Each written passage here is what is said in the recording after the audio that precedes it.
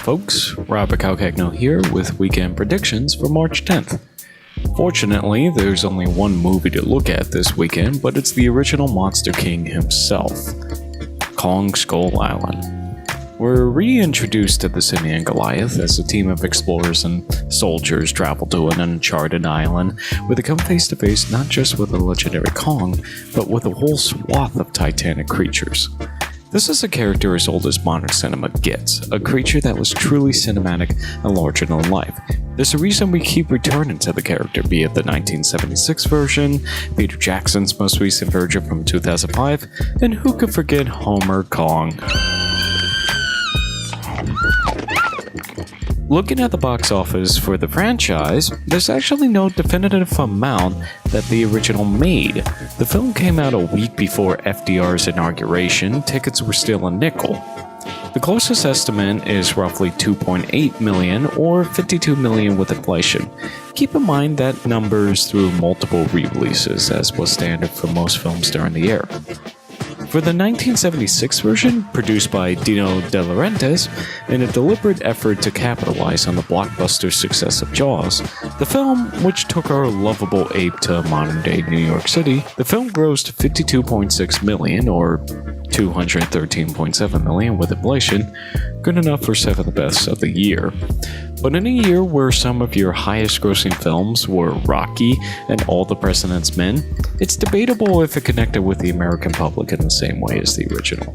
The latest version, which was Peter Jackson's first film after the Lord of the Rings trilogy, brought it back to the 1930s and acted much more as an homage to the original than a strictly new interpretation. Jackson set out to create a love letter to his favorite film as a child, and look, I know there's a good bit of issues with the film, but I've always had a soft spot for it. I remember being so hyped for the film, I watched all of the production diaries, all the commercials, even went to the midnight screening, which, for a 3-hour-long movie, is a big commitment. It's just, yes, in context, adapting a movie about a giant ape and trying to turn it into a 3-hour epic about the Great Depression and the most CGI sequences $207 million could buy? Yeah, this was kinda the first sign that Peter Jackson was just gonna commit to these ridiculous roller coaster kind of moments and everything that became so prevalent in the Hobbit trilogy. It's that giant budget that put a bit of a damper on the final box office though. Strange to think, but expectations were enormous for this film. That said, it finished out with 218.1 million domestically and 550.5 million internationally. What helped it though is it did exceptionally well in the home market, being one of the first major successes for Blu-rays and HD DVDs. And yes, I was one of the suckers that went for HD DVDs, so yeah, no need to bring that up. Something to take from the relatively underwhelming box office of the two previous remakes is that it's hard to sell a film where everybody knows what happens in it. A giant ape on an island falls for a girl, gets captured, climbs a giant tower, and gets killed.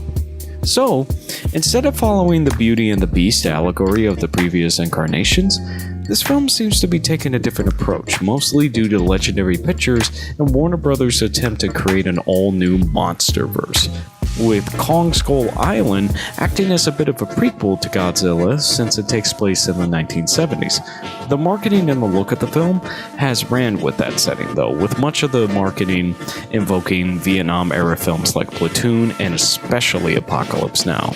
All of this is leading directly into Godzilla King of Monsters, due in 2019, ultimately Godzilla vs. King Kong in 2020. The reviews have been surprisingly good, with critics commenting on the fact that it's not as bloated as Peter Jackson's version, and it's much more fun than 2014's Godzilla. There's just the simple fact that the buzz isn't nearly as high as it was for Peter Jackson's version, which had the benefit of a holiday release, and in this month, it may just have the misfortune of just being the odd man out. You had Logan that was able to have one of the best openings ever for an R-rated film, you have Beauty and the Beast coming out next week, and you have Power Rangers. Even if it does exceptionally well this weekend, there's still actually the possibility that it might not even finish at number 1, simply due to the goodwill coming off of Logan's incredible opening of 88 million. I'm sure that I'll regret it. However, I think that just the inherent anticipation of seeing this new version of Kong, especially going up against these other gigantic, crazy looking creatures, I think that it will be able to pull out an opening of 51 million, and it may finish out with only about 150 million. Maybe even less, which isn't exactly going to be helpful for Legendary Pictures considering the $190 million budget. As far as the weekend is concerned, it should still be able to pull out the number one because even with all of the great buzz and reviews for Logan, the X-Men franchise is historically front-loaded, so I don't see it getting 40 million for its second weekend. And that does it for March 10th. Thank you for watching. Be sure to like and subscribe for more box office and film related videos and analysis.